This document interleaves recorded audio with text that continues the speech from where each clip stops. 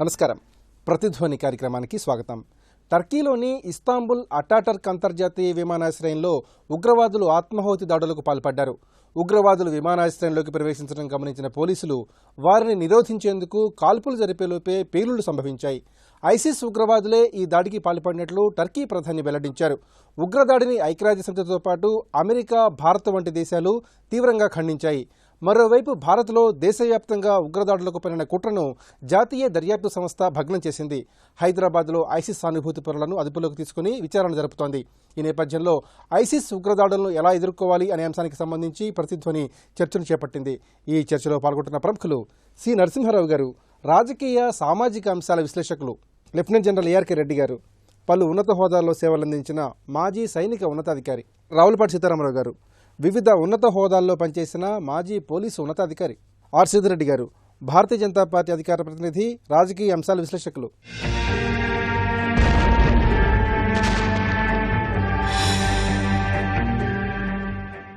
నరసింహారావు గారు. టర్కీలోని Istanbul Ataturk అంతర్జాతీయ విమానాశ్రయంలో ఐసిస్ ఉగ్రవాద సంస్థ ఆత్మాహుతి దాడులకు పాల్పడింది. మరి ఈ ఉగ్రదాడిని ఏ విధంగా పరిశీలించాలి? చాలా దురదృష్టకరమైన విషయం అండి. అంకారాలో ఫిబ్రవరిలో ఉగ్రవాదులు దాడికి పాల్పడ్డారు. 30 మంది చనిపోయారు, 200 మంది గాయపడ్డారు, తీవ్రంగా గాయపడ్డారు. మళ్ళీ మార్చిలో దాడికి పాల్పడ్డారు అంకారాలోనే, అప్పుడు 37 మంది చనిపోయారు. అప్పుడు కూడా చాలా మంది గాయాలలోనయ్యారు, చాలా మంది చావుబతుకులు ఉన్నారు. వెంటనే ఇప్పుడు అంటే ఒక 6 నెలల లోపు 3 చోట్ల దాడి చేశారు ఉగ్రవాదులు. పైగా అక్కడ టర్కీ యొక్క భౌగోళిక స్వరూపం ఏంటి, అక్కడ ముస్లిమ్స్ 98% ముస్లిమ్స్. అంతకుముందు 20% ఉండేవాళ్ళు ముస్లిమ్స్ కాని వాళ్ళు, కానీ వాళ్ళంతా కూడా వలసపోయారు. ఒక ఇజ్రాయెల్కి పోనివ్వండి, యూరోప్ ఇంకా ఇతర దేశాలకు పోనివ్వండి, అమెరికా పోనివ్వండి, మిగతా వాళ్ళంతా వలసపోయారు. ఎవరు మిగల వాళ్ళు 98% ముస్లిమ్స్. ఎవరి మీద ద్వేషం, ఎవరి మీద కోపం, ఏం సాధించదలుచుకున్నారు ఉగ్రవాదులు? ఇంతకన్నా దుర్మార్గం ఎక్కడ ఉంటుందా? పైగా అక్కడ టర్కీలో 2 ప్రధాన పార్టీలు ఉన్నాయి. ఒకటి జస్టిస్ పార్టీ, ఇంకోటేమో డెమోక్రటిక్ పార్టీ. రెండు కూడా మత తత్వానికి, మత ఉగ్రవాదానికి వ్యతిరేకంగా నిలిచిన పార్టీలు. రెండు పార్టీలు కూడా ఒక సెక్యులరిజం ప్రబోధించే పార్టీలు. అయినా కానీ అక్కడ మతత్వం ఇంత విపరీతంగా విస్తరిస్తుందంటే, వాళ్ళ యువత అంతా కూడా మతత్వం వైపు ఆకర్షితులు అవుతున్నారంటే అది మరి చాలా దుర్మార్గమైన విషయం. వాళ్ళ పడిన ఆత్మహత్య దాడి చాలా తీవ్రమైంది, చాలా భయంకరమైంది. ఇంతకుముందు ఆత్మహత్య దాడికి పాల్పడిన వాళ్ళు పేల్చుకునేవాళ్ళు, చనిపోయేవాళ్ళు. వాళ్ళు అలా కాదు, తుపాకులు తీసుకెళ్లి కనపడిన వాళ్ళందరూ కాల్చేశారు. తర్వాత ఆత్మహత్య దాడికి పాల్పడ్డారు.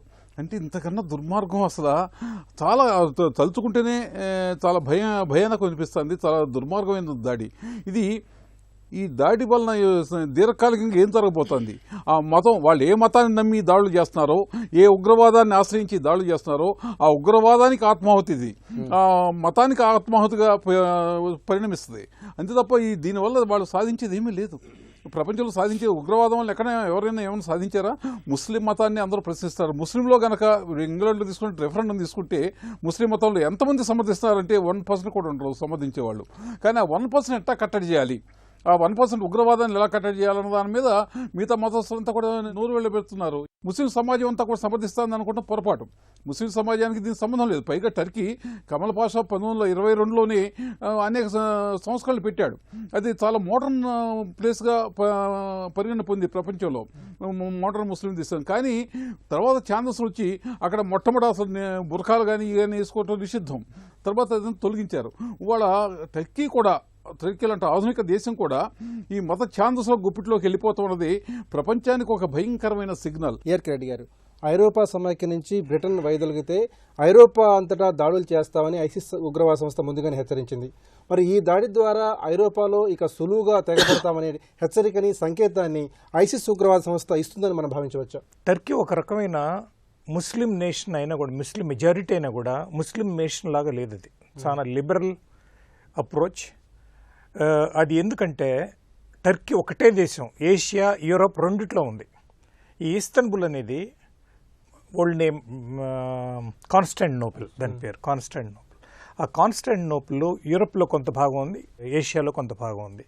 అందువల్ల ఏంటంటే లిబరల్ పీపుల్, ద సిప్రియాట్స్ అనేవాళ్ళు అక్కడ లిబరల్గా ఉండి, సో గ్రీస్ తోటి వాళ్ళకి ఎక్కువ సంబంధ బాంధవ్యాలు ఉండి అందువల్ల ఏంటంటే వాళ్ళ కల్చర్ కానీ, వాళ్ళ బ్రాటప్ కానీ ఎక్కువ గ్రీస్, ఈజిప్ట్ లిబరల్ అప్రోచ్లో ఉండేవాళ్ళు ఇప్పుడు దాకా. కానీ ఈ ఒక రకమైన సిద్ధాంతాల వల్ల, కొంతమంది ఫండమెంటలిస్ట్ అప్రోచ్ వల్ల కొంత డైల్యూట్ అయినది కానీ పూర్తిగా కాలేదు. ఒక చిన్న హిస్టారికల్గా చూసుకుంటేది 2010లో ప్యాలెస్టైన్కిను ఇజ్రాయెల్కి ఉండే ఆన్గోయింగ్ ప్రాబ్లమ్స్లో టర్కీ ప్యాలెస్టైన్ సపోర్ట్ చేస్తూ ఇజ్రాయెల్ మీద అటాక్ చేసింది. ఇజ్రాయెల్ రిటైల్ చేసి టర్కీ మీద చాలా గొడవలు జరిగినాయి, వన్ ఆఫ్టర్ దట్. అప్పుడు మిగతా దేశాలందరికీ మరి మనం ఇజ్రాయెల్తో మనం గొడవ పెట్టుకోవటం ఎందుకు, ఎవరితో ప్రాబ్లం ఉంటే మనం ఎందుకు అని చెప్పి ఒక రకమైన సంధి కోసం వాళ్ళు ఏర్పాటు చేసుకున్నారు. ఈ సంధి జరుగుతూ ఉంది. నిన్ననే ఆ సంధిని గురించి వాళ్ళు సంతకాలు పెట్టారు. ఇది ట్రిగర్ అయిందని ఒక రకమైన సిద్ధాంతం అనమాట. యూరోప్లో జరిగింది ఇదైందా అని కానీ. సో వీళ్ళు ఇజ్రాయెల్ తోటి అగ్రిమెంట్ చేసుకున్నంత కెపాసిటీ ఎక్కడి నుంచి వచ్చింది వీళ్ళకి? ఒక Israel is a hateful nation for the Arab countries. ఇట్లాంటి దానికి ఎందుకు మనం చేసామని చెప్పి ఒక క్వశ్చన్ మార్క్ వచ్చింది. ఇట్లా ఈ సిద్ధాంతం బయటకు వచ్చిందనమాట. రెండవది ఏంటంటే, ఇప్పుడు ఈ మధ్యలోనే మన ప్రైమ్ మినిస్టర్ గారు అక్కడికి వెళ్ళారు. మనకు ఎన్ఎస్జీకి సపోర్ట్ చేస్తానన్నారు, న్యూక్లియర్ సప్లై గ్రూప్కి మనకు సపోర్ట్ చేస్తానని ఓపెన్గా స్టేట్మెంట్ ఇచ్చారు. మన ప్రైమ్ మినిస్టర్ అక్కడికి వెళ్ళి అది వాళ్ళని ఒప్పించుకొని వచ్చిన కెపాసిటీ ఉన్న ఇండియన్ కూడా ఒక యాంటీ ఇండియా ప్రోపగాండా కూడా అక్కడ వచ్చింది. కొంత ఫండమెంటలిస్టులు యాంటీ ఇండియా ప్రోపగాండా కూడా వచ్చింది. సో మనం ఈ లింకేజ్ కనుక చూసుకుంటే, ఇవన్నీ చూసుకుంటే హిస్టారికల్గా ఫిబ్రవరిలో ఒక ఇన్సిడెంట్ జరిగింది, మార్చిలో ఒక ఇన్సిడెంట్ జరిగింది, జూన్లో ఒక పెద్ద ఇన్సిడెంట్ జరిగింది. ఈ 3 ఇన్సిడెంట్స్ కనుక చూస్తుంటే టర్కీ కూడా ఈ న్యూట్రల్ కంట్రీని తీసేసుకొని ఒక రకమైన ఫండమెంటలిస్ట్ దారి పట్టించాలా అనే సిద్ధాంతంలో ఉంది ఈ ఐఎస్ఐఎస్. ఇకపోతే బ్రిటెక్స్ తోటి ఉండే సంబంధం అందరూ మీరు కరెక్ట్గా లెజిటిమేట్ ప్రశ్న అడిగారు. వీళ్ళు ఎప్పుడు ఈ యూరోప్ బ్రేక్ అవ్వాలని అంటున్నారు కానీ యునైటెడ్గా ఉండాలని అనలేదు. ఇప్పుడు ఇది ముస్లిం కమ్యూనిటీ, ఇది ఎక్స్ట్రీమిస్ట్, ఆల్వేస్ వాళ్ళు బ్రేక్ అయితేనే వీళ్ళకి మంచిదని చెప్పి అనుకుంటారు. సీతారామరావు గారు, ఇస్తాంబుల్ అటాటర్క్ అంతర్జాతీయ విమానాశ్రయం అంతర్జాతీయ ప్రమాణాలతో కూడిన భద్రతా వ్యవస్థలో ఉంటుంది. అయినా కూడా ఉగ్రవాదులు ఇంత సులభంగా ఇంత బీభత్సానికి ఎలా పాల్పడగలిగారు? ప్రతి నిమిషం కూడా మీరు అనుకున్నట్టుగా వాళ్ళందరూ భద్రతా దళాలు జాగ్రత్తగానే ఉంటాయి, కానీ ఒక్క నిమిషం చాలు ఏమరపాటు, అది దాన్ని వాళ్ళు ఎక్స్ప్లాయిట్ చేస్తారు. ఇక్కడ వాళ్ళు ఏంటి ఎప్పుడు సర్వసిద్ధంగా ఉండాలనేటువంటి ప్రయత్నంలో ఉన్నప్పటికీ కూడా వాళ్ళకి కావాల్సిన ఒక వీక్ పాయింట్, ఆ ఎలిమెంట్ ఆఫ్ సర్ప్రైజ్ వాళ్ళకు ఉంది. కాబట్టి ఇట్లాంటి దాడులు సహజంగానే జరుగుతూ ఉంటాయి. దాని గురించి మనం ఇబ్బంది పడాల్సినటువంటి అవసరం లేదు. కానీ వీటిని ఏ విధంగా అరికట్టగలం అంటే పెద్ద లార్జ్ స్కేల్లో, ఇప్పుడు ఇందాక వారు చెప్పింది కానీ నరసింహారావు గారు చెప్పిన దాంట్లో 2-3 ఇంపార్టెంట్ పాయింట్స్ వచ్చినాయి. ఎప్పుడైతే ఒక పద్ధతిలో దేశాలు పోతూ ఉన్నప్పుడు ఏ విధంగా విచ్ఛిన్నం చేయాలనేటువంటి ఒక ఆలోచనతో ఐఎస్ఐఎస్ ఉగ్రవాద సంస్థలు ముందుకు వస్తున్నాయి.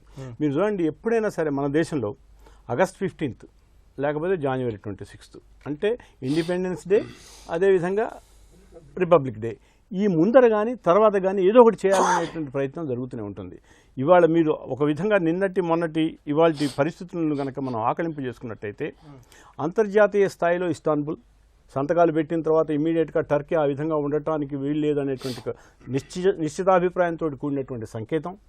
రెండోది, ఇవాళ ఉదయం మన వాళ్ళు అదృష్టవశాత్తు ఆ ఇన్ఫర్మేషన్ రాబట్టి ఐబీ సంస్థ వాళ్ళు చేయబట్టి ఇమీడియట్గా వీళ్ళు నేషనల్ ఇన్వెస్టిగేషన్ ఏజెన్సీ వాళ్ళు పట్టుకొని ఇక్కడ హైదరాబాద్ లాంటి ప్లేస్లో దాదాపు 11 మంది 12 మంది అంటే స్లీపర్ సెల్స్ ఎంత విచ్చలవిడిగా ఇక్కడ తిరుగుతున్నాం అనే దానికి ఒకటి. ఇది రాష్ట్ర స్థాయిలో. జాతీయ స్థాయిలో కాశ్మీర్లో కూడా ఇవాళ మార్నింగ్ ఒకటి జరిగింది. ఏ విధంగా ఎందుకు జరుగుతున్నాం అనేటువంటి దీంతో ఆ దృక్పథంతో పోయినట్టయితే వాళ్ళకి ఒకటేనండి, ఎప్పుడు పడితే ఎప్పుడు ఏదో విధంగా అస్థిరత కల్పించాలి.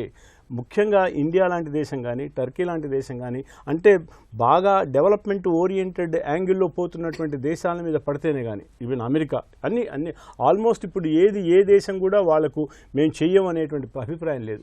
ఎందుకు చేస్తున్నారు అనేటువంటి కాజ్ చూడటానికంటే ముందు ఏ విధంగా వీళ్ళని ఎదుర్కోవాలనేటువంటి పద్ధతిలో మనం ఆలోచించినట్టయితే ఇక్కడ నిరంతరం జాగ్రత్తగా ఉండాల్సిందేనండి. సీదిరెడ్డి గారు, ఉగ్రవాదంపై పోరుకు ప్రపంచమంతా ఒక్కతాటిపై నిలిచి ఉగ్రవాదాన్ని ధీటుగా ఎదుర్కోవాలని చెప్పి మన ప్రధాని నరేంద్ర మోదీ పలు అంతర్జాతీయ వేదికలపై పిలుపునిచ్చారు. మరి ఈ పరిస్థితుల్లో ఉగ్రవాదంపై పోరు సలిపే విషయంలో అంతర్జాతీయ సమాజం ఇప్పటికైనా ఏ విధంగా ప్రతిస్పందించాలి? ప్రపంచం మొత్తము ఐసిస్ కావచ్చు, లేక ఇతర అనేకమైనటువంటి ఉగ్రవాద తండాల యొక్క ప్రాబల్యంతో జరుగుతున్నటువంటి దాడులు కావచ్చు, ఇది వారు చాలా క్లియర్గా చెప్పారు సీతారామరావు గారు. దీంట్లో మీరు సర్ప్రైజ్ ఎలిమెంట్, వాళ్ళు ఎక్కడ కూడా పూర్తి స్థాయిలో ప్రణాళిక రచించాలని కూడా ఏం లేదు. ఏదో రోడ్డు మీద పోయేసి బాంబు పేల్చేయచ్చు, ఆత్మాహుతి దాడి చేయొచ్చు. ప్రధానమైనటువంటి లక్ష్యము ఇంతమంది చచ్చిపోవాలి, ఇన్ని బిల్డింగులు కూలిపోవాలని కాదు. దేశాలని భయం గుప్పిట్లో పెట్టాలి, టెర్రరైజ్ చేయాలి, దాని ద్వారా అస్థిరపరచడం ద్వారా వాళ్ళు అనుకున్న లక్ష్యాలు సాధించాలి, భయోత్పాతం సృష్టించాలి. దాన్ని మీరు ముంబైలో మారణహోమం కావచ్చు, మన దగ్గర లుంబిని బ్లాస్ట్ కావచ్చు, యూరోపియన్ దేశాల్లో ట్రైన్లలో బాంబులు పెట్టాలి కావచ్చు, వాళ్ళ యొక్క లక్ష్యాలకు వ్యతిరేకంగా పత్రికల్లో రాస్తున్నారని చెప్పేసి కొన్ని ప్రధానమైన పత్రికల యొక్క ఎడిటర్లను చంపేయడం కావచ్చు, అది ఇవాళ జరిగినటువంటి అంతర్జాతీయ విమానాశ్రయం మీద టెర్రరిస్ట్ దాడి కావచ్చు, హైదరాబాద్లో పట్టుబడినటువంటి ముష్కరులు కావచ్చు, ఎవరైనా కానీ వాళ్ళ లక్ష్యం దేశాలని ఆశ్చర్యపరచడం.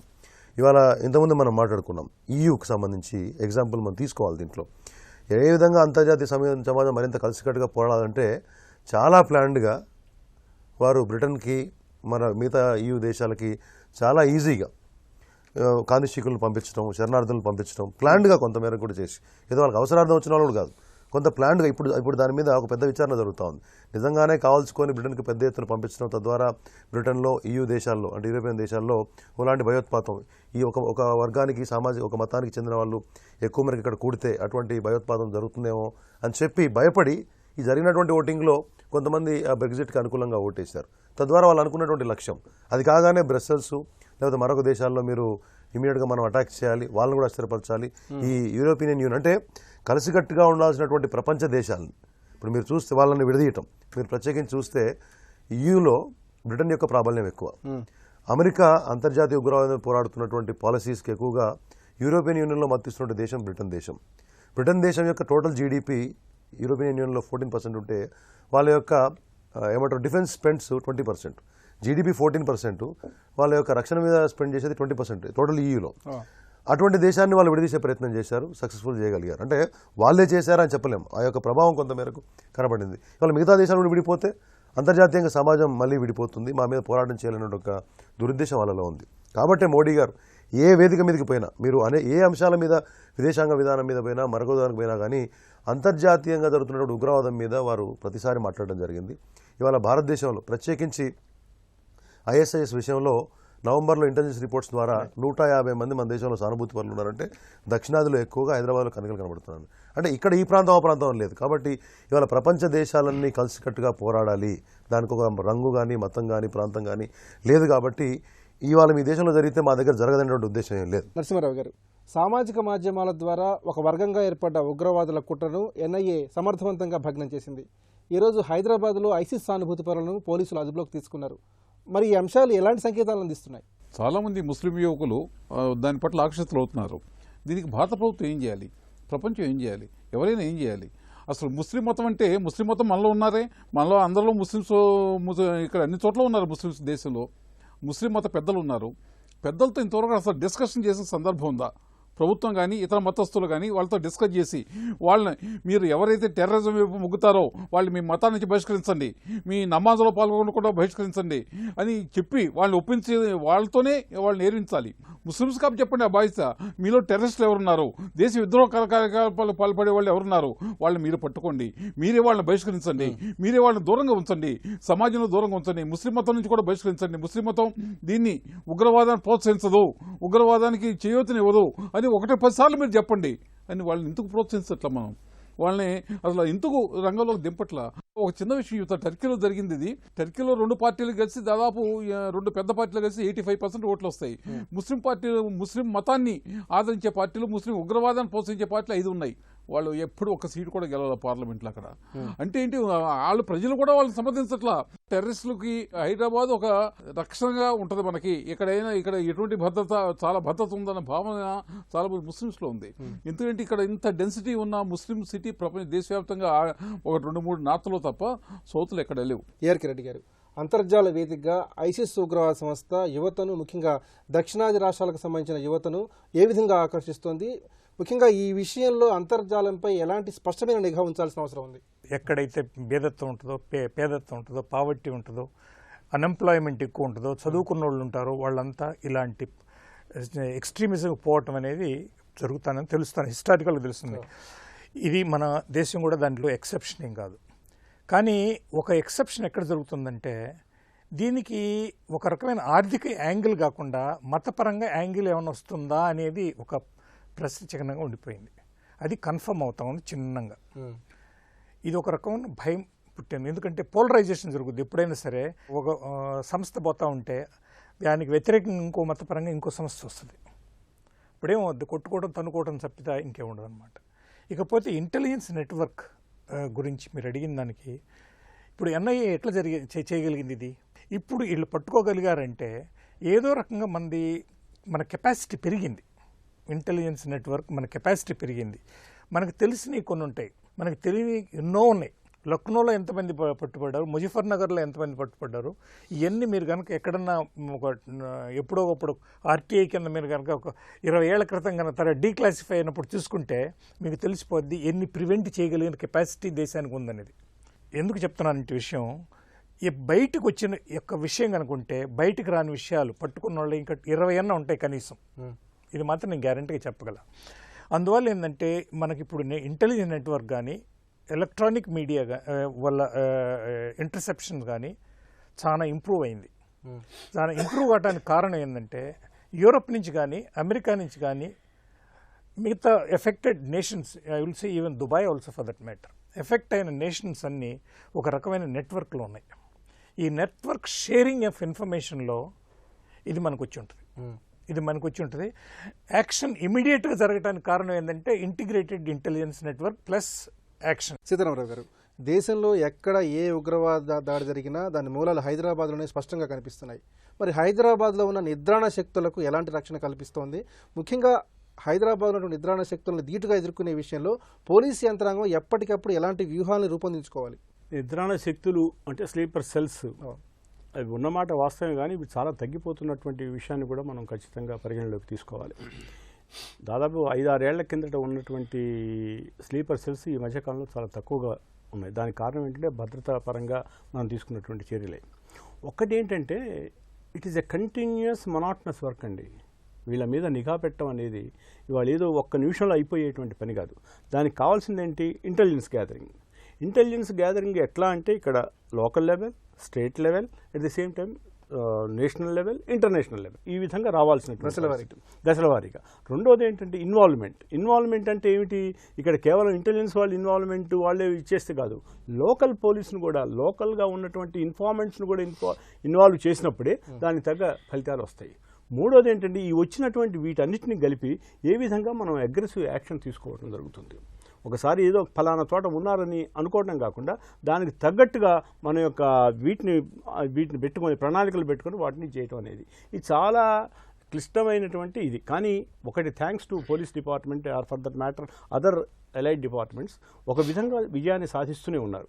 కానీ విజయాలు ఎప్పుడూ మనకు కనపడవు. ఇవాళ జరిగింది కాబట్టి దాని ముందర ఇది వచ్చే వరకు ఓహో ఇదేదో చేశారు పోలీసు వాళ్ళు అనుకుంటున్నారు. కానీ చాలా వరకు ఇందాక రెడ్డి గారు చెప్పినట్టు బయట పెట్టకుండా ఉంటారు. ఎందుకంటే అనేక కారణాల వల్ల బయట పెడితే ఇంకా చిన్న చేపను పట్టుకున్నప్పుడు చిన్న చేప దొరికింది అని మనం బయటకు చెప్పినట్టే పెద్ద చేప పోతుంది. ఆ పెద్ద చేపను పట్టుకోవడం కోసం చిన్న చేప విషయం అప్రమత్తంగా ఉన్నట్టుగా లేనట్టుగా ఉండటం అనేది జరుగుతుంది. దీన్ని దృష్టిలో పెట్టుకున్నట్టయితే ఇవాళ ఈ రక్షణ విషయంలో, ఈ స్లీపర్స్ విషయంలో హైదరాబాద్ పోలీస్ సంస్థకు సంబంధించినంతవరకు, పోలీసులకు సంబంధించినంతవరకు చాలా బాగా ఉంది. ఇంకా ఇక్కడ ఏంటంటే ఇంకొక ముఖ్యమైనటువంటి విషయం, ముస్లిం ఆఫీసర్స్ చాలా బాగా పనిచేస్తారండి. ఇక్కడ వాళ్ళ యొక్క ఇన్వాల్వ్మెంట్, ఏదైనా ఇన్ఫర్మేషన్ కావాలంటే ఎంత కాన్ఫిడెన్షియల్ ఇన్ఫర్మేషన్ అయినా చాలా జాగ్రత్తగా తీసుకోవచ్చు. అంటే అంత లాయల్గా ఉంటారు డిపార్ట్మెంట్కు. అట్లాంటి వాళ్ళని ప్రోత్సహించడమే కాకుండా ఏదో విధంగా అందరినీ ఇన్వాల్వ్ చేసేటువంటి పరిస్థితి. తర్వాత వాళ్ళతో మాట్లాడాలి, పెద్దలతో కూడా. వారు ఇందాక నరసింహారావు గారు మంచి పాయింట్ చెప్పారు. ఇట్లాంటి పరిస్థితుల్లో మీరు మాకు ఏ విధంగా సహాయ సహకారాలు అందిస్తారు?